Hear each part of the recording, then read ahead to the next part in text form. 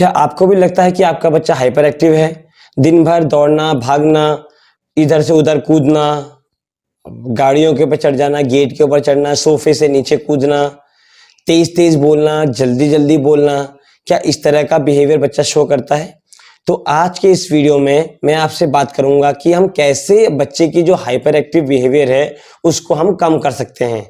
तो चलिए शुरू करते हैं आज का वीडियो एक बहुत ही ज़रूरी टॉपिक के साथ।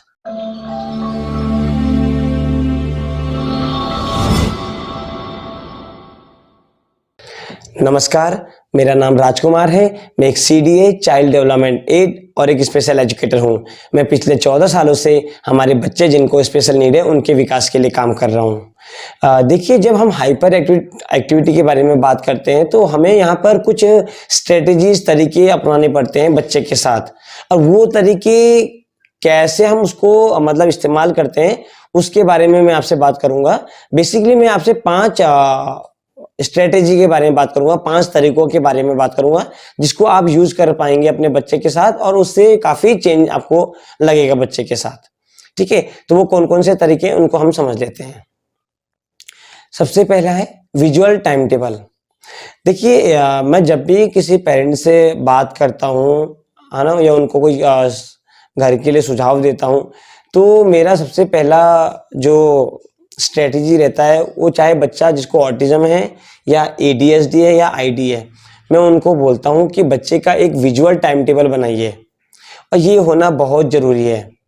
विजुअल टाइम टेबल का मतलब होता है कि दिन भर में बच्चे को कौन कौन सी एक्टिविटी करनी है, या किसी पर्टिकुलर टाइम में 1 घंटे में 2 घंटे के अंदर कौन कौन सी एक्टिविटी करनी है। उन एक्टिविटी की फ़ोटो बच्चे के सामने वॉल में लगा होना चाहिए। बच्चे को दिखना चाहिए कि अब उसे क्या एक्टिविटी करनी है, उसके बाद कौन सी एक्टिविटी करनी है। तो ऐसा होने से क्या होता है कि जो बच्चे के अंदर की जो एंजाइटी है वो बहुत कम हो जाती है। उसको ये मालूम पड़ जाता है कि उससे हमें क्या एक्सपेक्टेशन है, हम क्या चाहते हैं उससे, है ना। तो जब बच्चे को ये क्लियर हो जाएगा कि उसको कौन कौन सी एक्टिविटीज करनी है, तो उसके अंदर की जो हाइपर एक्टिविटी है, चंचलता है, इम्पल्सिविटी है, वो ऑटोमेटिकली रिड्यूस हो जाती है। तो आप भी अपने बच्चे का एक विजुअल टाइम टेबल बनाइए। जो दिन भर में बच्चा एक्टिविटी करता है उसकी फ़ोटो क्लिक करिए और उसका प्रिंट आउट निकाल कर वॉल में लगा दीजिए। ठीक है, और बच्चे को बताइए कि आपको पहले ये करना है, उसके बाद ये करना है, उसके बाद ये करना है, फिर ये करना है। तो आप देखेंगे बच्चे की जो हाइपर एक्टिविटी है वो बहुत ही इससे कम हो जाएगी। ठीक है, अब बात करते हैं हम दूसरी स्ट्रेटेजी के बारे में, वो है फिजिकल एक्सरसाइज। और यहाँ पर फिजिकल एक्सरसाइज का बहुत बड़ा रोल हो जाता है जब हम बच्चे की ये हाइपर एक्टिविटी है उसको कम करने की बात करते हैं। क्योंकि ये हमारे जो बच्चे होते हैं इनके अंदर बहुत ही ज़्यादा इनकी अंदर एनर्जी रहती है। अगर हम एक सामान्य बच्चे की तुलना से इनकी तुलना करें तो एक सामान्य बच्चे के मुकाबले इनमें डबल या 3 गुना ज़्यादा एनर्जी होती है, जिसको हमें सही दिशा में चैनलाइज करना बहुत ज़रूरी हो जाता है। तो उसके लिए हम बच्चे के साथ फिजिकल एक्टिविटीज़ वगैरह करवाते हैं। तो आप अपने बच्चे के साथ जितने भी ये फिजिकल एक्टिविटीज़ हैं, जैसे हैवी वर्क एक्टिविटीज़ होती है ना, जैसे किसी चीज़ को खींचना, भारी वस्तु फर्नीचर को धकेलना, खींचना, एनिमल वॉक करना, सीढ़ियाँ चढ़ना, कोई भारी चीज़ उठाकर, जैसे अगर मैंने पिछले वीडियो में बताया था कि बैकपैक होता है ना, पीछे पिट्ठू वाला बैग, उसमें आप जो है बॉटल में रेत भर दीजिए, भारी कर दीजिए, उसमें ईंट डाल दीजिए या पानी की बॉटल डाल दीजिए, उसको भारी करके बच्चे को सीढ़ी चढ़ाना और सीढ़ी उतारना। इस तरह की एक्टिविटीज़ आप बच्चे के साथ करेंगे। टग ऑफ वार होता है, रस्सी को खींचने वाला एक्टिविटी। ये जो एक्टिविटी होती है इससे बच्चे का जो है एनर्जी जो है काफ़ी बर्न होता है, और जब एनर्जी बर्न होता है वो एक सही दिशा में चैनलाइज होता है। तो जब इस तरह का एक्टिविटी आप बच्चे के साथ करेंगे तो उसकी जो हाइपर एक्टिविटी है आप देखेंगे धीरे धीरे वो कम हो जाती है। ठीक है, तो आप इस तरह का एक्टिविटी अपने बच्चे के साथ जरूर करिए घर पे। अब बात करते हैं तीसरी स्ट्रेटेजी के बारे में, वो है रिलैक्सेशन टाइम। अब यहाँ पर एक चीज़ समझने की है कि जब आप बच्चे के साथ हैवी वर्क एक्टिविटी करेंगे, है ना, जिसमें बच्चे का वजन ज़्यादा बच्चों को लगाना पड़े, प्रेशर लगाना पड़े, उसके तुरंत बाद आप बच्चे को एक रिलैक्सेशन टाइम देंगे, जिसमें बच्चे को क्या करना होगा, हेड डाउन करना होगा और थोड़ी देर क्वाइट जोन में रहना होगा। वो कैसे होता है कि हम एक ऐसा रूम ले लेते हैं जहाँ पर क्या है अंधेरा रहता है, शोरगुल नहीं रहता है, वहाँ पर हम लाइट म्यूजिक बजा देते हैं और लाइट ऑफ कर देते हैं और बच्चे को हेड डाउन करने के लिए बोलते हैं और बैकग्राउंड में लाइट म्यूजिक बज ही रहा है और साथ में हम भी करेंगे बच्चे के साथ, ताकि बच्चे को ये ना लगे कि हम उनसे उनसे काम करवा रहे हैं, है ना। तो आप हेड डाउन करेंगे, बच्चा भी हेड डाउन करेगा, तो इसको हम बोलते हैं रिलैक्सेशन टाइम। और ये क्यों जरूरी है मैं आपको बता देता हूँ कि जब हम फिजिकल एक्टिविटी पहले हम बच्चे को करवाएंगे, बच्चे बहुत दौड़ भाग करेगा, उसकी एनर्जी बर्न होगी, है ना, बहुत ज़्यादा, मतलब उसकी एनर्जी बहुत निकलेगी बाहर। उसके तुरंत बाद आप जब उस बच्चे को रिलैक्सेशन टाइम देंगे, और देना है, तुरंत देना है रिलैक्सेशन टाइम, तो बच्चे यहाँ पर क्या होगा, एकदम एक्टिव जोन से उसको एकदम क्वाइट जोन में जाना होगा। तो उसका जो जो फीलिंग है, जो उसकी इमोशन है, उसको उसको कंट्रोल करना सीखेगा उससे वो, है ना। अचानक से मतलब एक्साइटेड था और अचानक से एक जोन, शांत जोन में आ गया। तो ये जो इसके बीच में जो इनको ये स्विच करना पड़ता है अपने इमोशन को, यही मेन चीज़ है जिसे हम बोलते हैं सेल्फ रेगुलेट होना। क्योंकि बच्चों के अंदर क्या है, सेल्फ रेगुलेशन नहीं आ पाता हमारे बच्चों के अंदर। जब सेल्फ रेगुलेशन नहीं होता है तो फिर क्या हाइपर एक्टिविटी उनकी बढ़ जाती है। जब बच्चा सेल्फ रेगुलेशन सीख लेता है, अपने आप को कंट्रोल करना सीखता है, तो ऑटोमेटिक उसका जो हाइपर एक्टिविटी वो कम हो जाती है। तो आप बच्चे को जब भी हैवी वर्क एक्टिविटी करवाएंगे, फिजिकल एक्टिविटी करवाएंगे, उसके तुरंत बाद बच्चे को आप रिलैक्सेशन टाइम जरूर देना, ठीक है। ये बच्चों को हेल्प करेगा सेल्फ रेगुलेशन में, हाइपर एक्टिविटी कम करने में। अब नेक्स्ट स्ट्रेटेजी है हमारा क्रिएटिंग अ कामिंग एनवायरनमेंट। इसको मैं इस तरह से आपको समझाता हूँ कि देखिए, एक ना ऐसा आपको अपने घर में, अगर आपके पास रूम है घर में, तो एक पर्टिकुलर रूम आप बना दीजिए बच्चे के लिए, जिसका नाम हम रख देंगे सेंसरी रूम। इसमें क्या होगा, आपको क्या करना है कि इस रूम में पहला चीज़ तो है कि बाहर का कोई शोरगुल वाले वातावरण नहीं होगा, ठीक है, कोई बाहर का हल्ला उल्ला नहीं आएगा, वहाँ पर शांत रहेगा। दूसरी बात यह है कि जो लाइटिंग है वहाँ पर, वो ज़्यादा चमकीले धमकीले नहीं होने चाहिए, बिल्कुल लाइट लाइट जो आप रखिए बहुत डिम लाइट होना चाहिए, ठीक है।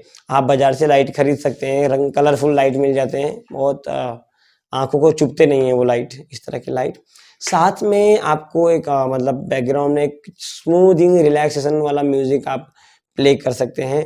और जब भी आपको लगता है कि बच्चा बहुत ज़्यादा एग्रेसिव हो रहा है या परेशान हो रहा है, तो उस कंडीशन में आप बच्चे को उस रूम में लेके जाएंगे और आराम से रिलैक्स होने को उसको देंगे, उसका टाइम देंगे। और हाँ, साथ में आपको एक और चीज़ करना है कि उस रूम में आपको कुछ ऐसे सेंसरी टॉयज रखने हैं जो मतलब स्ट्रेस रिलीफ हो, जैसे फिजेट टॉयज वगैरह हो जाते हैं, आप फिजेट टॉयज रख सकते हैं, कुछ क्ले रख सकते हैं, है ना, और आरा रोड वगैरह रख सकते हैं आप।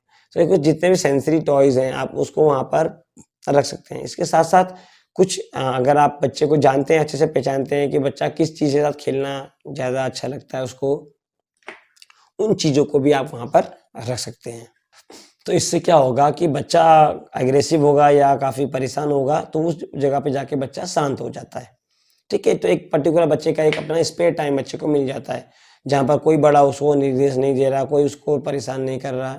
बच्चा अपने क्वाइट ज़ोन में आराम से शांत माहौल में वहाँ पर अपना टाइम स्पेंड कर सकता है, ठीक है। जब भी आपको लगता है कि बच्चा हाइपर एक्टिविटी है या एक्टिव है या परेशान है, उस कंडीशन में आप बच्चे को साथ उस रूम में मतलब बच्चे को ले जा सकते हैं, ठीक है। अब बात करते हैं नेक्स्ट स्ट्रेटेजी के बारे में, और नेक्स्ट पॉइंट है हमारा पॉजिटिव बिहेवियर अप्रोच। और ये जो पॉइंट है ये बच्चे से ज़्यादा आप बड़ों के लिए है।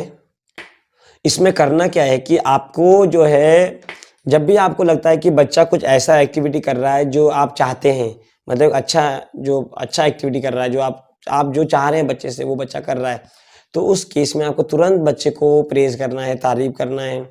हो सके तो उसका कोई फ़ेवरेट चीज़, खाने की चीज़ आप उसको दे सकते हैं, और खेलने के लिए दे सकते हैं, शाबाशी दे सकते हैं, वर्बली भी आप बोल सकते हैं। तो वैरायटी आप चेंज करते रहिए, कभी आपने खाने की चीज़ दे दिया, कभी आपने खेलने की चीज़ दे दिया, कभी आपने उसको प्यार से गले लगा लिया, क्लैप कर दिया, शाबाशी दे दी। तो इस तरह का चीज़ें आपको उसको रीइंफोर्स करना है, ठीक है। तो इससे क्या होगा, बच्चे को लगेगा कि हाँ, जब मैं कुछ ऐसा करता हूँ तो कुछ स्पेशल होता है, कुछ मिलता है मुझे, मम्मा पापा मुझे ये चीज़ देते हैं। तो बच्चा नेक्स्ट टाइम उसको और करने की कोशिश करेगा, ठीक है। तो इसे हम बोलते हैं पॉजिटिव बिहेवियर अप्रोच। तो ये भी बहुत हेल्प करता है हमारे बच्चे जिनको एडीएचडी होता है, एक उनको सही बिहेवियर शो करने में, ठीक है पेरेंट्स। तो ये कुछ स्ट्रेटेजी तरीके थे जो मैं आपके साथ शेयर करना चाह रहा था। इसके साथ एक्स्ट्रा मैं आपको ये बता दूँ कि आप बच्चे का जो है अटेंशन बढ़ाने वाली एक्टिविटी भी बच्चों को आप दे सकते हैं और उन एक्टिविटी को शामिल करना जिसमें बच्चे का रुचि ज़्यादा हो, ठीक है? उन्हीं एक्टिविटी को आप करवाना है, तो अटेंशन जब बच्चा किसी चीज़ में देगा, फोकस देगा, तो उसकी जो हाइपर एक्टिविटी है ऑटोमेटिकली रिड्यूस हो जाती है, ठीक है? चाहे वो पेस्टिंग वर्क हो या कटिंग का हो, शॉर्टिंग हो, मैचिंग हो, राइटिंग हो, जो बच्चे को पसंद हो, आप वो एक्टिविटी दे सकते हैं। वो अटेंशन वाली एक्टिविटी आप करवा सकते हैं, ठीक है? तो आशा करता हूँ कि ये वीडियो आपको हेल्पफुल लगा होगा। अगर कोई कंसर्न है आपके तो मुझे कमेंट बॉक्स में मेंशन कीजिएगा, मैं उसका रिप्लाई करने की कोशिश करूँगा। आज मेरी तबीयत ठीक नहीं है, मुझे फ़ीवर है और थोड़ा गला भी मेरा दर्द हो रहा है, जिस वजह से मैं थोड़ा-सा आज मैं डाउन हूँ और कोशिश करूँगा कि नेक्स्ट वीडियो में जल्दी ही लेके आऊँ। तब तक के लिए आप सभी को